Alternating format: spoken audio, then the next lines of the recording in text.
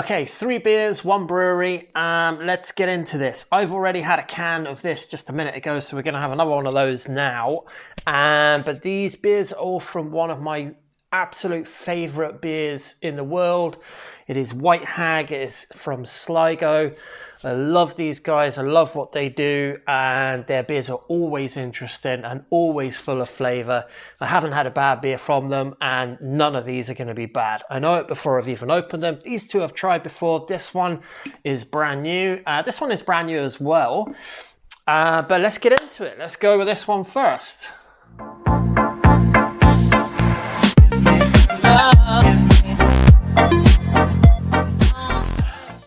Welcome back to Views on Brews. I am Brendan, and this is Hopstravaganza Hazy IPA from White Hag Brewery in Sligo.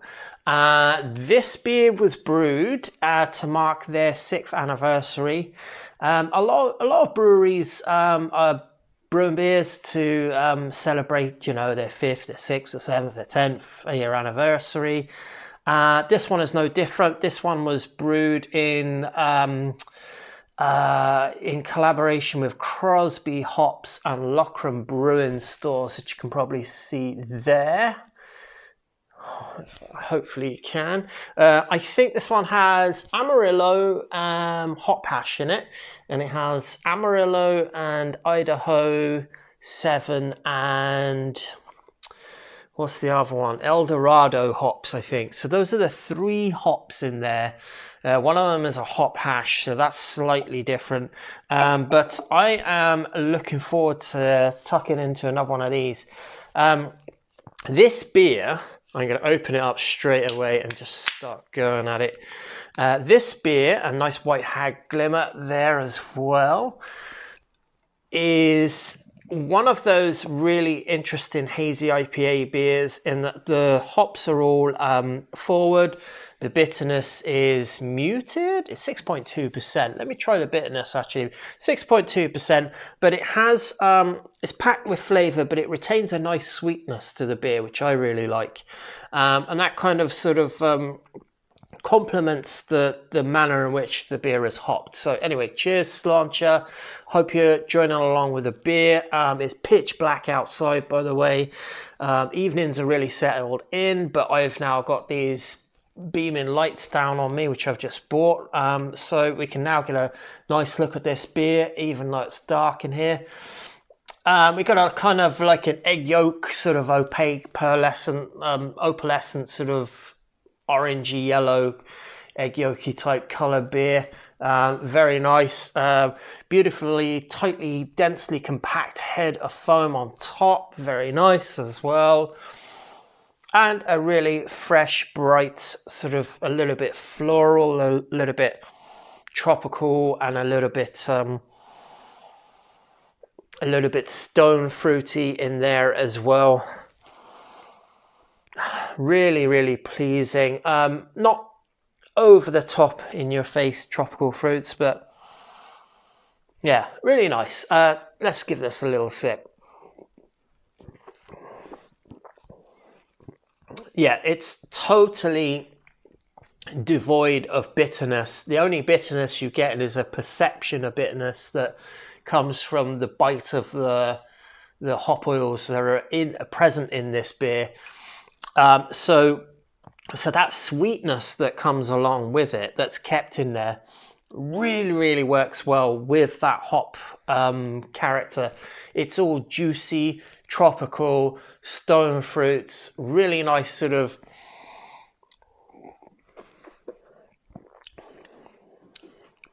a little bit of a zip from sort of passion fruit going through it as well. And just an all-round fantastic little beer. I should mention I got these 3. I had one of these already just a minute ago. I picked up all of these in 4 for €10, which I think is really great. Sometimes I don't like beers in 33 CL cans or 330ml cans, however they've labelled it. But in this instance, I do, because I really wanted to try a little amount of a lot of different beers, and so the 330ml cans give you that option. And I really enjoy just seeing some breweries bringing out like totally different beers. I mean, the shop that I got this in, the off license, there was actually about 9 or 10 different White Hag beers in a row. And I just happened to pick these out. Now, I haven't had this, and I know that this is marking their 6th birthday, so I got that twice. But I could have picked a whole different bunch of beers. I could have got 3 lots of different 4s, I think. And every one of them I know is going to be good, because they just don't make bad beer, ever. But this one is just really nice. It hides the 6.2% very well. A little bit of hop oil pininess in there as well. Juicy, fruit juicy, and just really pleasant to drink. It's one of those beers that it's so well made, but yet it doesn't show off too much. Like, it's just really, really pleasant to drink. That is beer number 1. I am just going to pop this here. I'm getting used to my my wine barrel top table here with my caps in it. It's set nicely with the epoxy resin in it, and I'm happy about that. I'm so happy about it. And I'm sure that if I look hard enough here, I'm going to find at least a White Hag bottle cap. I have one right here. A lot of the beers now, I'm not sure if they're all canned. I mean, I know the 750ml are still bottled, obviously, but a lot of their beers now, they've moved from bottle into cans, and a lot of breweries are all just doing the same thing. Now, this beer, this is Bran, and I'm probably going to say this wrong, but this is called Bran and Sceolan. It's some kind of like Irish folklore tale that goes along with that beer, and you can look that up. But this Irish IPA, as they label it, is one of my favourite IPAs in Ireland, and it's so underrated at this stage that I think people tend to bypass this, trying to look for, in their pursuit, trying to look for more different, new, modern IPAs and just something different. And all the while I'm thinking, this is a go-to IPA. It's 7.2%. It's so, 7.2 is so American to me, is how it presents itself. Like, if you're going to do it on IPA and not even call it a double IPA and they have it at 7.2%, what you're basically saying is this is going to be a real big IPA, in your face, bold, probably really bitter IPA. I'm going to lash it open now and give it a whirl around here. I am nursing a cold, which I just cannot get rid of. I think half of Ireland has a cold at the minute. I also have another White Hag glass here. I'm not going to say how I came by these glasses, but let's say they were cheap. I love the malt character in this beer. It has such a really decent malty backbone in the nose, and is totally in contrast with this beer, in the sense, like, it looks very similar, but this one I know has a level of bitterness to it. I'm going to see just how bitter it is now. After a few sips, I think it's going to build up in the palate. But it's totally different. The body of this beer is a bit different. It's a little bit easier. I mean, this is a little bit hazier and a little bit thicker. It feels more protein rich than this beer. Actually, does this have wheat or something in it? It has oats in it. And I wonder, does this have oats in it or not? This one is very hard to read on the back. The writing is absolutely... it's very difficult to read. Water, barley, hops, yeast, and it doesn't have oats in it. And I think that's this is really great. So if you happen to be getting a beer like this and it has oats in it or has wheat in it, and you have this fresh Irish IPA, 7.2%, but it doesn't have wheat and oats in it, and you can taste the difference straight away. If you do a side by side, you can really see the difference in the body of it. It takes away the slickness and the fullness and replaces it with assertive hop character built up with really interesting malt flavors. Malty, sort of biscuity, sort of a little bit, how do I explain that?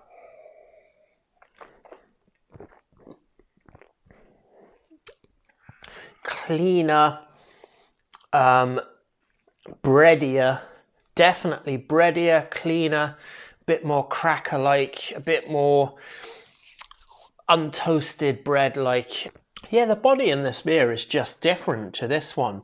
I mean, this is 6.2, this is 7.2, and yet the 6.2 is a thicker, fuller body, and the 7.2 doesn't have that overwhelming feeling of it being too heavy bodied at all, and that's because it doesn't have wheat and oats in it. So perfect, like to allow the hop bitterness and the hop pine and resin to come through, and perfect for the base malt to shine through a bit more. So a bit more bready, a bit more cracker, a bit less sweet. I'd say probably a bit more attenuated, and just all round really, really nice, clean American style IPA. And I just love it. I always go back to this beer. It's now what you might call a bit old school, but it's still 7.2%. Now, for the third beer, now my mouth is full of hops. I probably should go and get a glass of water, but I am going to pick up a glass if I can find one. Okay, we're back. I have a glass. I actually think I have another White Hag glass somewhere. This one is Kentucky Bourbon Barrel. The glass, the bowl-shaped glass, meant to keep in a lot more of the aroma, so you can swill it around. I'm going to put a lot less in it, and this one is an interesting one. I'll let you have a look at that can just very quickly there. Okay, so this one is the Dark Druid chocolate, coconut and pastry stout. It's only 5.5%, so I'm not expecting a huge heavy body in it. It has drinkability to it. You know, you might think a pastry stout, well, that's going to be, a heavy hitter, 8% above. But this one, Dark Druid, has a story on the background. I won't read that yet. This one is part of a series, I think, of beers, and I'm just trying to find if it has that written on it. Okay, we will read it. Dark Druid would cut the mistletoe that grew on the oak tree and give it as a blessing. Oaks were seen as sacred, and the winter fruit of the mistletoe was a symbol of life in the dark winter months. This sacred stout is the second. It's the second in the Dark Druid series of pastry stouts. And I thought so because I'm pretty sure I had a salted caramel pastry stout from them a week or two ago on a camping holiday. Anyway, last month I'm sure I had one. And okay, so this is supposed to give a smooth milk chocolate, slightly roasted finish to give you a rich silky stout. It does contain lactose, which is going to add to the body. So that 5.5%, which is drinkable, is now going to be made a bit meatier with the addition of lactose. But it also has sea salt, chocolate and coconut added to the beer. So that is interesting. Let's give this one a go, the Dark Druid. I've been really looking forward to trying this beer. And remember, I only paid €2.50 for this beer, which in Ireland is, you know, that is very, very, very good value. If it was a bigger can, 440ml can, you know, that sort of translates to something like $3.20. Look at the head on that. That is down to the lactose. That is down to, ooh, wow. Okay, that is a really nice beer. Let me see. It just has barley in it. There's no other grains in there. It has the sea salt, the chocolate, the coconut. This is incredible on the nose. The coconut on this is absolutely phenomenal. Wow. Okay, so hugely compact, sort of very mildly tan head on the top of it that's staying. It's a tiny bit fizzy. The body is 5.5%, but the lactose is keeping all of that together. But that chocolate and coconut combined together on the nose is just, it's heavenly.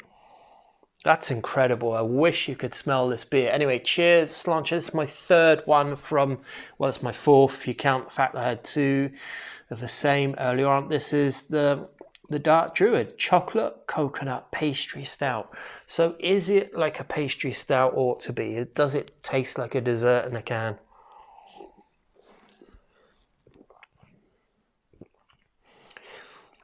That body is just kept in check. It's not too thick. It's not too light. And yeah, look, the head does just taper away a little bit. It is 5.5%. That's what I expect. All these dark beers, when you get them in bottles and cans, they're all going to have a head that, you know, the acidity from the malts is going to bring that head back down. It's hard to fight that.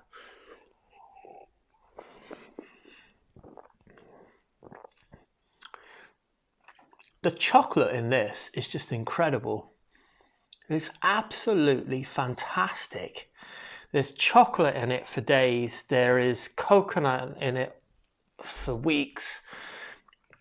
There's like this sweetness that is obviously the lactose. Now I'm thinking about it.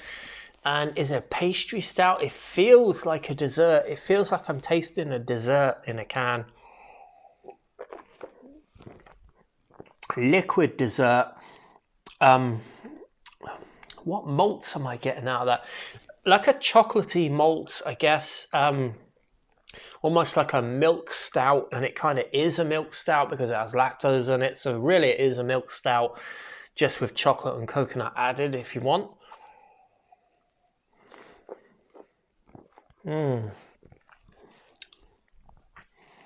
5.5%, but €2.50 for that is just fantastic. That is a beer that you can drink, and that is a beer that is perfect in this size can. This one is 7.2% and this one is 6.2%, so they are perfect on those cans as well. I love all three of these beers. This one I'm a bit nostalgic for. I've always loved it, always will. This one, had to try it, and it's got that really nice sweetness that goes with it. But this one here is just, if you're looking for new flavors, or, you know, if you're looking to try something different and you want, you know, you want to experiment with, you know, just how far you can push a beer, I think this has ticked a lot of the boxes there. Just the coconut and the chocolate on the nose, like I can't get over it. It's absolutely fantastic.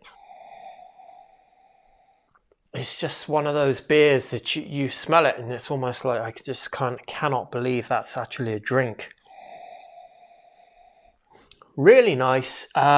Nice sweetness in here. The body is not too thin at 5.5, but the lactose is keeping it that way. Three really great beers. I recommend these highly. That's my views on these brews. I am now going to sit here in the light, but in a dark room, and I'm going to drink these beers. And that's the end of the video. Cheers, sláinte, and it's on to the next one.